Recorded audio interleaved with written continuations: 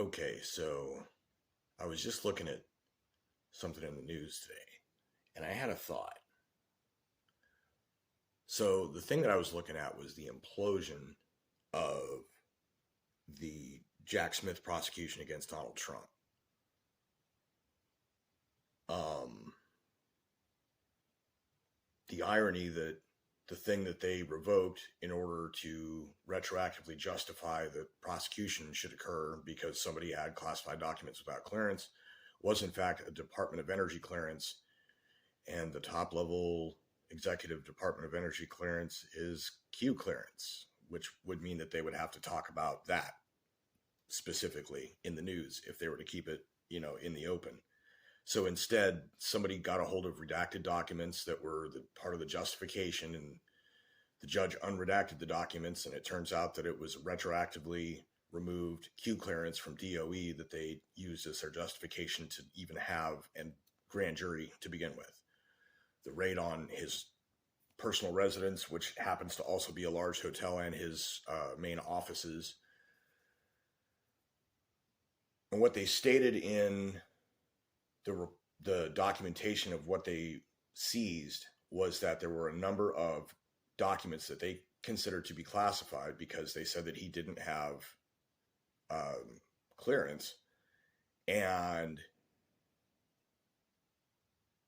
that they were folded in with newspapers, stacks and stacks of newspapers, and in these papers, the dates of the papers corresponded with dates to do with the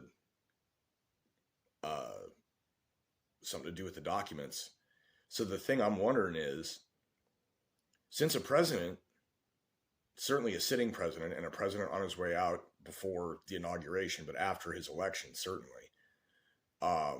if a president has, and because we're talking about post-presidential documents, the sitting president has plenary authority to declassify, which means he has clearance when he's signed in and taken the oath. As president, the things like the Q clearance at the DOE are, what that's for.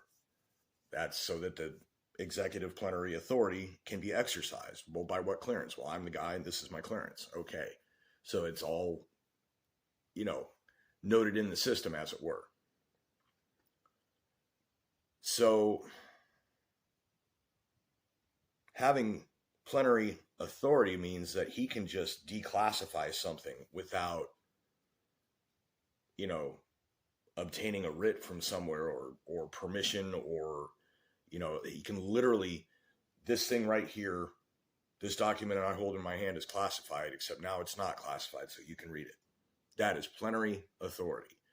So it's possible that a personal notation of the date around which the document was declassified by the president using his plenary authority would be to say, maybe put it in with a relevant date newspaper in the stack.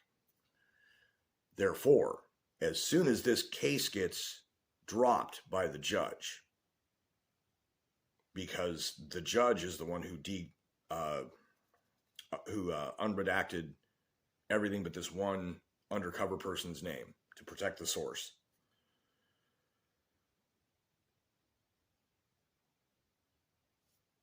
Once that imploded case is dismissed, the FBI agents and DOE personnel and whoever else was involved, Department of Justice and all of them, in manufacturing the ability to get this case into a courtroom, all those people need to be investigated for corruption. And all the people that handled the documentation of like what was in the boxes, if they took any of the classified documents out from those newspapers from where they were stored, they could be tampering with official records, because those are things that will eventually go to a presidential library. And if the no longer sitting former Mr. President guy has put those things in a certain order in a certain way for record keeping purposes due to the nature of plenary authority, then they would be tampering with presidential records. And who knows what the freaking sentence on something like that is. So consider that. That's the thing that I really had to think about. Not only is it interesting that this case is imploding, and the irony of all of the... See, the thing is, for context, for anyone who doesn't really understand why I find the Q clearance thing funny beyond the reference to the old QAnon thing,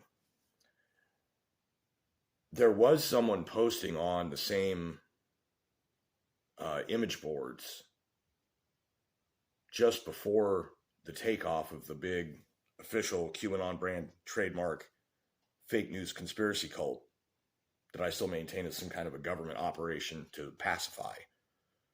Before that, there was somebody posting as a Q clearance patriot that their claim was never substantiated.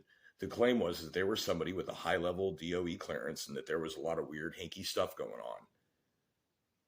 But it was not exactly the same as what became QAnon, but people conflated the two once the conversation had begun about what this Q clearance patriot was actually talking about.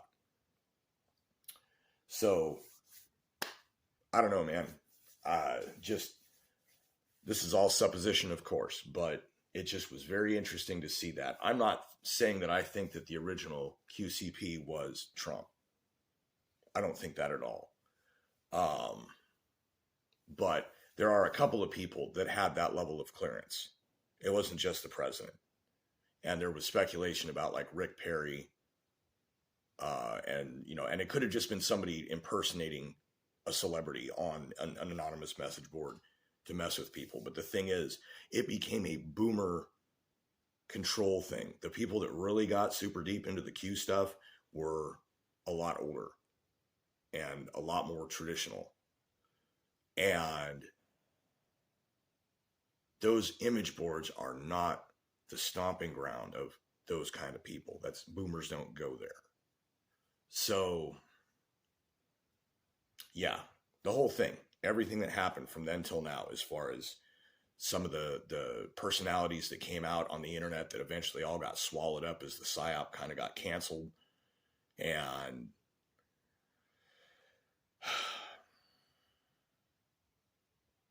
I can't say anything further on the topic of politics, because any opinions I would express openly would cause me to receive a visit.